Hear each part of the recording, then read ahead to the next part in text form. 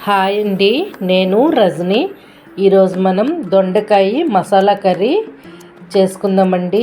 Hotel స్టైల్లో చూడండి, ఎంత టేస్ట్ అయిన కర్రీ. బ్రౌన్ రైస్ని కూడా చక్కగా తినేయచ్చు, అంత టేస్ట్ అయిన కర్రీ. ఒకసారి ట్రై చేయండి నేను చెప్పే పద్ధతిలో. ఆ దొండకాయని అదిగోండి గుత్తొంకాయ మోడల్గా కట్ చేసుకుంటామండి. కట్ చేసుకొని కొంచెం పసుపు అలానే కొంచెం సాల్టు వేసేసి బాగా స్మాష్ చేస్తామండి. దాన్ని లోపలికి వెళ్ళేటట్టుగా చక్కగా రుద్దుకుంటామండి. దొండకాయలో చాలా ఎక్కువ పోషక గుణాలు ఉంటాయని తెలుసు కదండి. అలా ఉప్పు పసుపు రాసిన తర్వాత ఒక 5 నిమిషాలు అలా పక్కన పెట్టేసుకుంటామండి.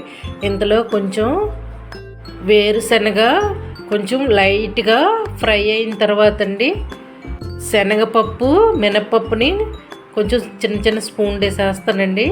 అలాగనే దాల్చిన చెక్క కొంచెం వేసుకుంటామండి. 2 లవంగీలు, 1 యాలక్కు వేసుకొని దోరగా వేపుకుంటామండి.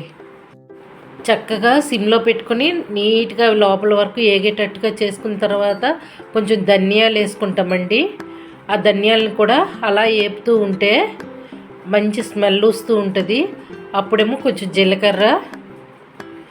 జీలకర్రని వేసిన తర్వాత అలానే కొంచెం అలాగా కలాయి పెట్టుకుంటామండి. నీట్గా కలిసిన తర్వాత కొంచెం నేనైతే నువ్వులు వేసుకున్నానండి, ఎండు కొబ్బరి వేసుకున్నానండి. మీ దగ్గర పచ్చి కొబ్బరి ఉండే ఒక 2-3 చిన్న ముక్కలే వేసుకోండి. అలానే ఎండు కొబ్బరి ఉండే వేసుకోండి. అవి తీసుకొని మిక్సీ జార్లో వేసి చక్కగా మెత్తగా పేస్ట్ లాగా చేసుకుంటామండి. అది తీసి పక్కన పెట్టుకున్న తర్వాత అదే కళాయిలో కొంచెం ఆయిల్ వేసి, ఆయిల్ వేడెక్కాక అలానే ఎక్కువ ఆయిల్ వేడెక్కిపోయింది అనుకోండి మన మీద తుల్లిపోతాయి. కొంచెం వేడెక్కాక వేయండి. అలా వేసిన తర్వాత స్టవ్ అంతా తుల్లకుండా చక్కగా మూత పెట్టుకోండి. మధ్యలో తీసేసి చక్కగా కలిపేసుకోండి. అలా కలిపేసి ఒక 2-3 సార్లు కలుపుకున్న తర్వాత అలా మధ్యలో తీస్తూ చూసుకొని అడుగు పట్టకుండా చక్కగా వేపించుకోవాలండి. అవి మెత్తగా అయ్యేదాకా వేపాలి. ఇదిగోండి ఆల్రెడీ వేగిపోయాయి కదా. అలా వేగిపోయినప్పుడు అవి సైడ్కి తీసుకుంటామండి. అవి అలా తీసుకున్న తర్వాత ఈ దొండకాయ అనేది జీర్ణ ఆరోగ్యానికి కూడా చాలా మెరుగుపడుతుందండి. దొండకాయలో ఒక్కటైనా మనం తినకూడదు అనేసి ఎవ్వరూ చెప్పరండి, డాక్టర్ కానీ హోమియోపతి కానీ ఎవరును. అలాగే అదే ఆయిల్లో కొంచెం ఆవాలు జీలకర్ర ఉల్లిపాయలని కొంచెం పెద్దగానే కట్ చేసుకోండి. అగోండి పచ్చిమిరపకాయలు ఒక 3 వేసుకున్నాను. ఇవి బాగా వేగాక తెల్లుల్లి అల్లాన్ని అప్పటికప్పుడే దంచేసి వేసుకున్నానండి. అవి కూడా కాస్త వేగాక కొంచెం కరివేపాకు వేసుకున్నాను. ఇలా ఈ ప్రాసెస్లో వేసుకుంటే కర్రీ మామూలుగా ఉండదండి. అలానే టమోటాని చిన్న ముక్కలుగా వేసేసి అవి బాగా మెత్తగా అయిందాక మనం మూత పెట్టుకుంటామండి. ఇందాక నేను సాల్ట్ వేసాను, కొంచెమే సాల్ట్ వేసుకోండి, అంటే టమాటా మగ్గడానికని. అలా మూత పెట్టేసుకుంటామండి. అలా అలాగా పెట్టేసి కాసేపు మూత పెట్టేసామనుకోండి అది చాలా నీట్గా మగ్గిపోతుందండి.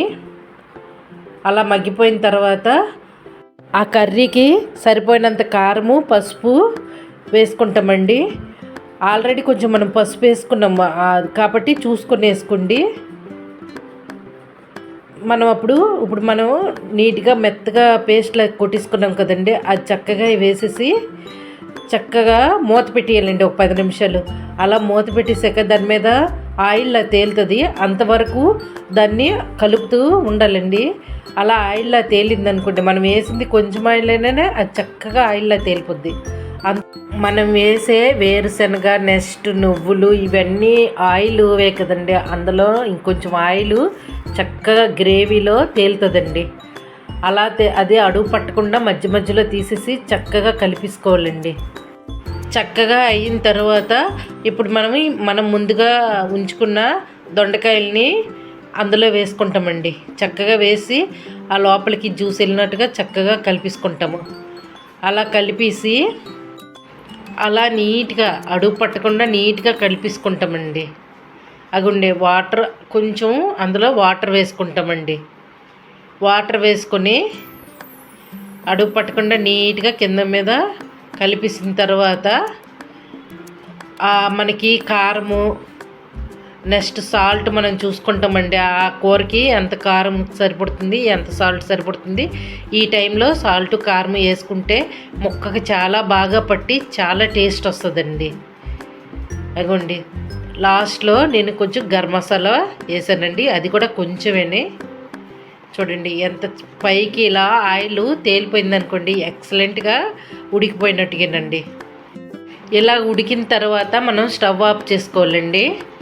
స్టవ్ ఆఫ్ చేసుకొని మూత పెట్టుకొని ఒక 10 నిమిషాల తర్వాత తీసుకొని రైస్లోకి వేసుకున్నాం అనుకోండి, ఆ బ్రౌన్ రైస్లోకి ఎంత టేస్ట్ అనిపించిందంటే ఇంకా నార్మల్ రైస్ అయితే ఇంకా అడగక్కర్లేదు. చూడండి దొండకాయ చాలా ఆరోగ్య ప్రయోజనాలు కలిగింది. Thank you. సబ్స్క్రైబ్.